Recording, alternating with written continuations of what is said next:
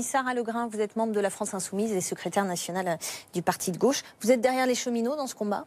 Ah oui, bien sûr, un soutien total à tous les cheminots, les cheminotes qui se mettront en grève dès mardi et probablement pour un bon bout de temps. Et jusqu'à la victoire, nous l'espérons. Donc nous sommes derrière eux. C'est quoi la victoire pour vous ?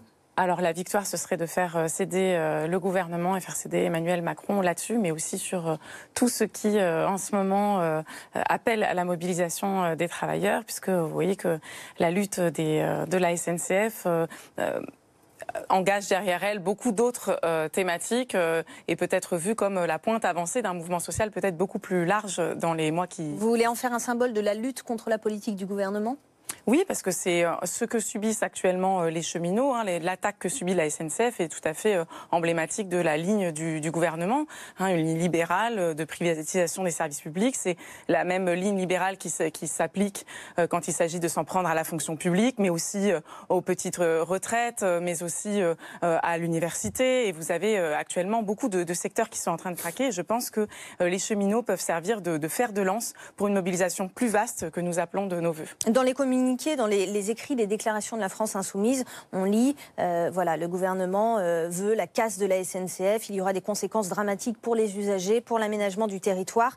Dire ça, Pascal Perry, est-ce que c'est agiter le chiffon rouge ou il y a de réels risques de conséquences dramatique? La casse de la SNCF, c'est le maintien du statu quo actuel. C'est une entreprise qui traîne un stock de dettes. Il faudra d'ailleurs solder véritablement.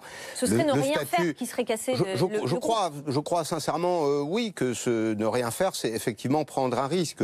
Alors, le gouvernement va appliquer avant le 25 décembre les directives qui ont été votées par le précédent gouvernement. Les directives européennes va les transposer en droit français. La concurrence est à ce stade irréversible et donc il faut l'organiser. Oui, l'entreprise est en danger parce qu'elle a en effet un stock de dettes important. Je crois que l'actionnaire doit prendre ses responsabilités. En substance, l'actionnaire, c'est l'État. Il faut faire en France ce que les Allemands ont fait en 1994, c'est-à-dire désendetter l'entreprise pour lui permettre de réinvestir dans de la croissance. Elle va le faire, donc elle doit affronter la concurrence, la SNCF, dans des conditions qui doivent être optimisées. Aujourd'hui, moi je défends plutôt l'idée que ce sont les compétences qui préservent, qui maintiennent l'emploi, que les statuts, on voit bien que les statuts ne protègent de rien en réalité.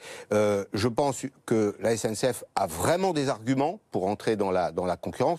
Alors il n'y a pas de privatisation, j'entends parler de privatisation, il n'y a aucun risque de privatisation parce que d'abord, il y a une raison simple que tous les économistes comprendront, on ne privatise pas des dettes.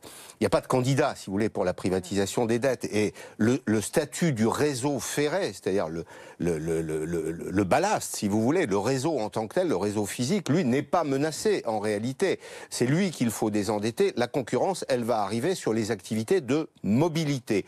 Et dans les pays voisins, Italie, Suède et Allemagne, on a vu que la concurrence a apporté plus de bien-être aux salariés eux-mêmes, augmenter les compétences, souvent, elle a rendu service aux usagers qui sont en réalité des clients, puisque quand on paye, on est un client et pas un usager, et qu'elle a élargi le marché du ferroviaire. Donc je crois qu'il faut regarder la concurrence non pas comme une menace, mais peut-être comme une chance pour la SNCF. Voilà le point de vue d'un économiste. Vous en dites quoi, Sarah Legrain? Alors moi, je suis en désaccord d'abord avec cette idée sur laquelle on n'irait pas vers la privatisation, puisque c'est ce qu'on nous a dit. C'est exactement les mêmes choses qui ont été employées pour parler de l'énergie, de Gaz de France.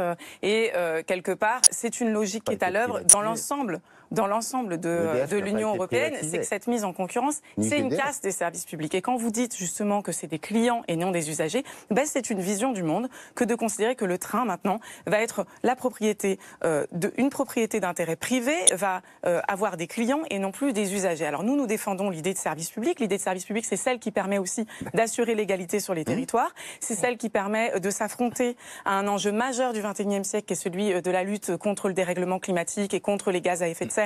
Et on sait que là-dessus, le rail a un rôle majeur à jouer. Or, tout ce qui a été mené ces dernières années, c'est pas le statut des cheminots qui a mené à l'endettement dans lequel nous sommes. C'est des politiques d'investissement dirigées vers des grandes lignes, des lignes à grande vitesse plutôt que vers des lignes jugées petites lignes qui se sont dégradées. Voilà. Et ces choix ont été faits par, je constate que ces choix ont été faits par des gens qui ne sont en aucun cas ciblés. On cible le statut des cheminots, leur salaire, leur statut qui coûte très cher à la SNCF, qui serait l'origine de la dette. En revanche, on ne cible pas ceux qui ont été très grassement payés pour mener la SNCF là où elle est. Et les salariés, les travailleurs de la SNCF ont des choses à dire, ont des choses à proposer. Ils proposent de développer le fret ferroviaire qui justement a été de façon totalement aberrante du point de vue écologique, totalement mis de côté ces dernières années. Il a échoué parce que la SNCF ne répondait pas au service des entreprises ou à des coûts de production ou à des conditions d'utilisation qui n'étaient pas conformes aux attentes des consommateurs. Vous parliez d'autres exemples européens. En Grande-Bretagne, vous avez, je crois, 76% de la population qui aimerait revenir sur la privatisation du rail. J'ai parlé de tout sauf de la Grande-Bretagne. Précisément, oui, mais le contre-exemple, vous êtes en train, c'est la même logique qui est à l'œuvre, qui est la logique de mise en concurrence des services publics. Nous sommes opposés à ces directives européennes, nous continuons de nous y opposer, nous pensons que les services publics doivent être tenus à l'écart de l'idée de la concurrence parce que c'est une idéologie que de penser que le prix des billets de train baisse quand il y a une mise en concurrence, que le service s'améliore quand il y a une mise en concurrence. Non, c'est idéologique. Ce sont des politiques qui sont appliquées sans succès en Europe, qui n'ont pas été appliquées avec succès en Grande-Bretagne. Si je peux simplement en placer une, mais c'est le cas, pardon, en Italie, excusez-moi, il y a une règle simple de l'économie à laquelle vous ne pouvez rien, pas plus que moi, qui est celle de l'élasticité de la demande au prix. Quand on baisse le prix, le marché s'élargit. C'est exactement ce qui s'est passé en Italie, ce qui s'est passé en Suède, ce qui s'est passé en Allemagne. En réalité, le marché du ferroviaire s'est élargi et je suis avec vous pour dire, je vais jusqu'au bout, pour dire que le train, en effet, est un moyen de transport écologique. Bon, ça c'est ma première remarque. La deuxième, quand on est dans une situation de concurrence intermodale, prenez l'exemple d'un TGV entre Paris et Marseille. Il y a aussi le covoiturage, l'autobus, l'avion. On est dans une situation concurrentielle et là, on a affaire à des clients.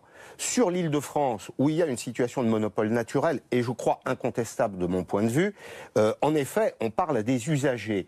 Pourquoi d'ailleurs est-ce qu'ils sont usagers ? Parce qu'en général, les voyageurs ne payent que 25% du coût de production, c'est le contribuable qui paye le reste. Donc, et c'est là d'ailleurs que circule l'essentiel des trains. Vous avez raison pour dire qu'il faut trouver un modèle dans lequel il peut y avoir une protection des intérêts des usagers, quand il s'agit d'usagers, quand il s'agit du travail du trajet du quotidien entre le travail et le domicile, par exemple. Sur le reste, on a affaire à des clients, madame. Comment vous garantissez que les intérêts privés fassent ça ? Moi, ce que je ne comprends pas, c'est la logique ils l'ont fait en Italie, en Allemagne. Mais qui consiste à penser qu'en permettant plus de profit pour le privé, vous garantissez l'accès égal sur l'ensemble du territoire français à des lignes que l'on appelle avec beaucoup de mépris des petites lignes, alors qu'en fait, ce sont des lignes qui permettent à des villes entières de vivre, qui permettent à des gens d'aller au travail, qui permettent à des gens de se déplacer sans avoir à utiliser justement une voiture. Et qu'est-ce qui vous garantit ? Quelle est cette logique qui consiste à se dépecer, à dépecer l'état de ces moyens d'action, de ces services publics, que ce soit dans le secteur de l'énergie, dans le secteur des transports, dans un certain nombre de secteurs qui sont au contraire stratégiques. Quelle est la logique de demander au privé d'assurer ce service public, ce droit à l'accès ? Vous parlez des Français, je voudrais qu'on regarde ce sujet sur les Français justement et leur rapport à cette mobilisation des cheminots. C'est un sujet qui est signé Loïc Besson. De nombreux trains qui s'apprêtent à rester à quai en raison du mouvement social.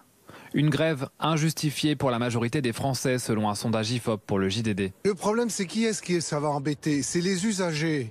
Il faut qu'ils fassent des négociations entre les responsables de la SNCF et le gouvernement. Mais les syndicats espèrent finir par remporter la bataille de l'opinion. Les Français sont d'ailleurs de plus en plus nombreux à soutenir le mouvement. On est un peu partagé parce qu'à quelques jours près, nous, on aurait eu notre voyage qui aurait été annulé, ou presque, parce qu'on aurait été obligé de prendre la voiture. Mais on comprend un peu la situation des agents. Si vous voulez, je préférerais moi une grève d'une journée, mais là, ça va durer et ça perturbe les travailleurs. Selon cette étude, un peu plus de la moitié des Français souhaitent que le gouvernement aille jusqu'au bout de la réforme telle qu'elle a été annoncée. Après, c'est une courte majorité, on est à 47% contre 53%. Ça montre bien qu'il y a un partage dans la société et des interrogations quant à la finalité de cette réforme. Les 3/4 des personnes interrogées, en tout cas, sont persuadées que le gouvernement ira jusqu'au bout. Je peux comprendre qu'on défend son statut quand on est certain que vous on va obtenir gain de cause. J'ai pas l'impression qu'ils vont avoir des gains de cause, moi. D'autant que la grève s'annonce longue et intense. 2 jours de grève tous les 3 jours avec des perturbations prévues à chaque fois dès la veille et jusqu'au lendemain matin. La SNCF recommande aux usagers d'éviter de voyager à ces périodes. En quelques mots, Pascal Perry, elle aura quel poids la bataille de l'opinion dans ce conflit-là ? Je crois qu'elle est importante, la bataille de l'opinion. On vit dans une démocratie d'opinion. Et en effet, dans un premier temps, il me semble que les Français seront plutôt favorables à la réforme, pour de bonnes ou de mauvaises raisons. Pourquoi ? Parce qu'ils ont le sentiment que l'entreprise ne rend pas toujours le service qui est attendu, notamment dans le transport de proximité. Si la grève devait durer plus longtemps, je pense que l'opinion pourrait s'infléchir, ou en tout cas changer d'avis, se retourner. Vous savez, on a toujours des déclarations de principe pour commencer, quand on rentre dans un conflit, et puis à la fin, quand on s'aperçoit qu'en réalité ça bouleverse la vie quotidienne, vous mettez à la place de gens qui ont des revenus modestes, ne pas aller travailler, poser des jours de RTT, pour les entrepreneurs interrompre l'activité, peut-être mettre des collaborateurs au chômage technique, c'est toujours un impact qui est extrêmement douloureux. Ça permet de mesurer au passage à quel point le transport est un peu l'oxygène de l'économie, c'est le système nerveux de l'économie. On voit bien qu'il y a un véritable enjeu autour de ce débat, mais une fois encore, il y a des services publics qui ont été ouverts. Regardez EDF. EDF n'a pas été privatisé, c'est toujours une entreprise 100% publique. Gaz de France aussi. Regardez Naval Group qui fabriquait des frégates pour la défense nationale. Il n'y a pas plus stratégique. Et les autoroutes. Mais les autoroutes, c'est le mauvais exemple qu'il ne faut pas suivre. Et personne, tout le monde... Je fais partie des pragmatiques, madame. Affirme que la privatisation des autoroutes était une erreur. Quand ça marche, je le dis. Quand ça marche pas, je le dis aussi. Mais c'est une logique globale qui est à l'œuvre. Là, la logique de préservation des intérêts des usagers sur le transport de proximité, enfin, c'est 3,5 millions de personnes transportées chaque jour. Le TGV, c'est 300 000 voyageurs. On voit bien que sur la proximité, le chantier d'Île-de-France a été repoussé à 2035. Il n'y a pas le feu au lac, si vous voulez. Il n'y a pas de menace immédiate qui pèse sur le transport de proximité. On ne peut pas faire croire ça aux gens. Moi, je pense que les Français, au contraire, sont en train de comprendre que ce qui se dessine derrière, que le gouvernement fait des promesses qui n'engagent que lui, et que ce qui se dessine derrière, c'est effectivement après, pour des logiques de rentabilité, la mise en cause du service public. Vous espérez faire plier le gouvernement, vous nous l'avez dit tout à l'heure, sur cette réforme de la SNCF, sur la loi travail déjà, notamment la France Insoumise, espérait faire plier le gouvernement, et ça n'a pas pris. Pourquoi là, ça marcherait sur cette réforme-là ? Alors, nous espérons que l'ensemble du peuple mobilisé fasse plier le gouvernement, et nous pensons qu'actuellement, il y a plusieurs facteurs de mobilisation, que ce soit du côté de la SNCF, nous venons d'en parler, mais aussi dans énormément de secteurs. Si vous regardez les étudiants, avec la réforme de l'université, de l'entrée à l'université. Donc vous misez sur la convergence des luttes ? Et nous pensons que cette convergence des luttes, elle est possible, et nous pensons qu'il faut à la fois soutenir les méthodes des grévistes, qui sont le moyen d'action des travailleurs pour s'opposer au gouvernement, mais qu'il faut aussi proposer une convergence possible, une construction d'une opposition populaire possible à travers un grand rassemblement qui aurait pourquoi pas lieu le week-end et qui permettrait justement à la fois aux étudiants, aux retraités, aux travailleurs, mais aussi à ceux qui ne peuvent pas se mettre en grève dans leur secteur ou dans leur entreprise, de dire leur opposition globale aux réformes, aux attaques sociales majeures que fait Macron depuis maintenant 1 an qu'il est au pouvoir. Merci beaucoup Sarah Legrain, merci Pascal Perry.